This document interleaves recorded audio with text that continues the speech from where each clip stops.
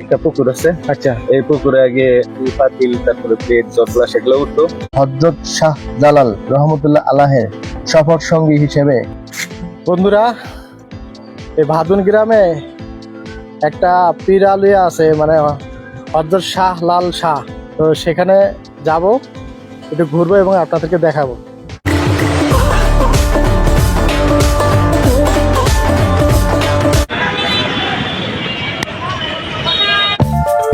বন্ধুরা, আজ আমি যাচ্ছি গায়েবী ভাবে ওটা সেই হযরত শাহ লাল শাহ মাজার শরীফটি দেখতে। সেখানে নাকি গায়েবী ভাবে স্বর্ণের হাড়িপাতিল ও অলংকার ভেসে উঠত। তা দেখতে আজ আমি ছুটে চললাম সেই গায়েবী মাজার শরীফের দিকে।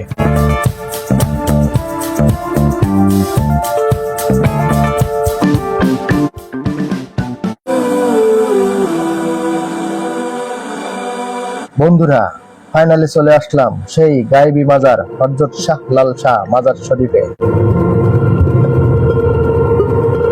বন্ধুরা, আরেকটা সেই অলিয়া উলিয়ার মাজার শরীফে আসছি। দেখেন, সেই মাজার শরীফ আছে হযরত শাহ লাল শাহ মাজার। ঠিক আছে, এটা হচ্ছে আপনার ভাদুন গ্রামে, গাজীপুর ভাদুন গ্রামে। তিনি সেই বাগদাদ থেকে আসছেন, এসে এখানে ইসলাম প্রচার করছেন। ঠিক আছে, সেই হযরত শাহ আলী অথবা আপনার শাহজালাল, ওনাদের আমলের আর কি। তো উনি এখানে এসে ইসলাম প্রচার করছেন এবং এই জায়গায় ধ্যান ধারণায় ছিলেন। তো সেই জায়গাটা মানে তার নাম অনুসারে একটা দরগা শরীফ এখানকার মানুষ স্মৃতি হিসেবে রেখে দিয়েছে। দেখেন, তো এটাই ঘুরবো এবং আপনাদেরকে দেখাবো। আপনারা সবাই আমার সাথেই থাকবেন। বন্ধুরা, হযরত শাহ লাল শাহ মাজার শরীফটির পীর আউলিয়া যিনি হযরত শাহ জালাল রহমতুল্লাহ আলাহের সফর সঙ্গী হিসেবে 1303 সালে আসেন ইসলাম প্রচার করার জন্য এই বাংলার জমিনে, তা এখানকার স্থানীয় মানুষদের কাছে থেকে জানা যায়। বন্ধুরা, এই মাজার শরীফটি কোনো এক গায়েবী ভাবে ওঠে এবং এর সাথে পাশেই একটা পুকুর আছে। সেখান থেকে নাকি স্বর্ণের অলংকার ও হাড়ি পাতিল ভেসে ওঠে। বন্ধুরা, আরো জানা যায় যে এখানকার স্থানীয় মানুষদের থেকে কেউ যদি কোনো প্রকার নিয়ত করে কিছু দান করে আসেন, তাহলে নাকি সেই নিয়ত পূর্ণ হয়। বন্ধুরা, এই মাজার শরীফটি অনেকটাই নিরবচ্ছিন্ন ও মাদক সেবন মুক্ত। আপনারা এই মাজার শরীফ থেকে ঘুরে আসতে পারেন। বন্ধুরা, এই মাজার শরীফে 2 জন পীর আউলিয়ার কবর আছে পাশাপাশি।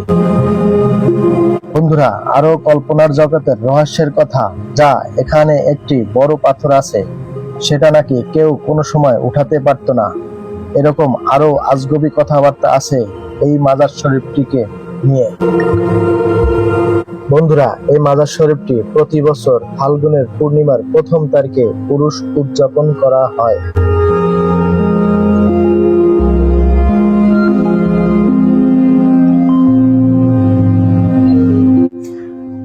বন্ধুরা, সেই পবিত্র মাজার শরীফ হযরত শাহ লাল শাহ দরগা শরীফে যেই মনে করেন যে এখানে 2টা কবরস্থান, মানে 2টা কবর আছে, সেই 2টা কবরের সম্পর্কে আমরা জানবো এবং তার ইতিহাস সম্পর্কে জানবো এখানকার এক স্থানীয় ভাইয়ের কাছে। তো আপনারা শুনুন তার মুখ থেকে উনি কি বলেন। আসসালামু আলাইকুম ভাই, তো আপনার নাম কি? আমার নাম মোহাম্মদ মুক্তেসুর রহমান। মোহাম্মদ মুখলেসুর রহমান। তো ভাই, এই যে হযরত শাহ লাল শাহ, ওনার ইতিহাস সম্পর্কে যদি আপনি একটু জানেন, তাহলে আপনি যদি বলতেন তাহলে আমরা শুনতাম আর কি। ওনার ইতিহাস হইলো, এটা বাদুন দরগাপাড়া, মানে এই পাড়াটার নাম মূলত ওনার নামেই হয়েছে। আচ্ছা আচ্ছা, হইলো বাদুন দরগাপাড়া। এই নজরটা গাইবে উঠছে আর কি। ওনার বাড়ি হয়েছে আরবে, বাগদাদ হইয়া শাহজালাল আমিন রহমতুল্লাহ সফর সঙ্গী। আচ্ছা আচ্ছা আচ্ছা। তো ওই হিসাবে ইসলামের দাওয়াত দিতে দিতে, দিনের কাজ করতে করতে কোনো এক সময় এই জায়গায় সমাধি হয়েছে আর কি। এটা অনেক বছর আগের কথা। তো ওই সময়টা আমরা জানি আর কি। এই জায়গায় গাইতে অনেক কিছু ঘটনা ঘটে। তার কোনো মানে যে একটা কেরামতি দু একটা বলেন। কেরামতি বলতে, এই জায়গায় একটা পুকুর আছে। আচ্ছা, এই পুকুরে আগে পিওর। এই যে পুকুরটা দেখলাম, ওই পুকুরটা। হ্যাঁ, এই যে- আচ্ছা এই যে আচ্ছা, বড় হ্যাঁ, পুকুরটা। হ্যাঁ, হ্যাঁ। এটাতে আগে নাকি পাতিল, তারপরে প্লেট, চটলা সেগুলো উঠতো, মানুষ ওই বিভিন্ন কিছু পাকটাক করতো হ্যাঁ, হ্যাঁ। আর খাওয়া দাওয়া করতো, এই আর কি। আচ্ছা। পরবর্তীতে কেউ ভুল বলতে বেদবি করছে, সেই হ্যাঁ। কারণে আর আর উঠে না। হ্যাঁ হ্যাঁ, অনেকদিন আগে এগুলো বন্ধ হয়ে এটা গেছে। সাপ্তাহিক কোন অনুষ্ঠান হয়? না না, বাৎসরিক হয়। আর বাৎসরিকের সাপ্তাহিক হইলো ইয়া কয় তারিখে বা কোন মাসে? ফাল্গুন মাসে যে পূর্ণিমাটা পড়ে, আচ্ছা আচ্ছা, ওটা তারিখ কোনো নির্ধারণ নাই, আপ ডাউন হয়তো তারিখ। মানে ফাল্গুনের পূর্ণিমায়, তাই তো? পূর্ণিমায়, আচ্ছা। ফাল্গুন মাসের পূর্ণিমায়। হযরত শাহলাল শাহ, ওনার কবরটা কোনটা? এই যে এটা। এটা। আর ওই যে পাশে আরেকটা দেখতেছে, ওইটা এটা নাকি হ্যাঁ একজন সফর সঙ্গী। ও মানে দুইজনে ছিলেন আর কি। হ্যাঁ হ্যাঁ, কয়জন ছিল আমরা বলতে পারি না, কিন্তু এটা হ্যাঁ সফর সঙ্গী, যে সফর সঙ্গীর এটা কবর, এটা আমরা বলতে পারি। মেন হলো এটা হ্যাঁ। আচ্ছা। এটার উদ্দেশ্য করেই আর সফর সঙ্গীর উদ্দেশ্য করেই মাজার। এই জায়গায় তেমন কোনো কিছু বা খারাপ কিছু আছে না, উল্টা পাল্টা অনেক কিছু হয়, গান বাজনা এটা ওইটা, ওই সমস্ত কিছু কোনো কিছু হয় না। মানুষ আছে জেরাত করে, কেউ মন চাইলে কিছু একটা মান্যত করে, আচ্ছা, ওইরা মিষ্টি বা এই বিরিয়ানি টিরানি পাকায়, মানে খিচুড়ি যার পাকায়, এগুলো মানত খাওয়া যা দাওয়া করে, করে এটা এলাকার বুঝছি, সবারে বুঝছি। নিয়ে। এখানে তো অন্য কোনো গান বাজনা এগুলো না না না, এগুলো কোনো কিছু হয় না, কোনো মানে সময় না। মাদক টাদক তার হয় না। না না না, মাদকের কোনো আছে এই চান্স নেই আমাদের। বলতেছি, এরা আমাদের মুরব্বীরা গল্প করছে যে এই এই পাড়াটা যখন হ্যাঁ। আপনার এমনি সরানো যায়, হ্যাঁ। খেলাধুলা করা যায়, সবকিছু করতো আগে মানুষ, বাড়াবাড়ি করতো, কুটাকুটি করতো, অনেক কিছু করতো। কিন্তু এই পাড়াটা ছোট টুকরা থাকলো, যদি কেউ বাজি ধরতো 1 ইঞ্চি সরানোর মতো ক্ষমতা নাই। এইবারের মুরব্বীরা আমার সাথে গল্প করছে, আমরা তো দেখি নাই 1 ইঞ্চি কেউ সরাইতে পারেনি। হ্যাঁ, বাজি ধরলে কোনো ভাবে সম্ভব না, কিন্তু এমনি আমরা খেলতেও পারবি এটা ওঠানি যায় না।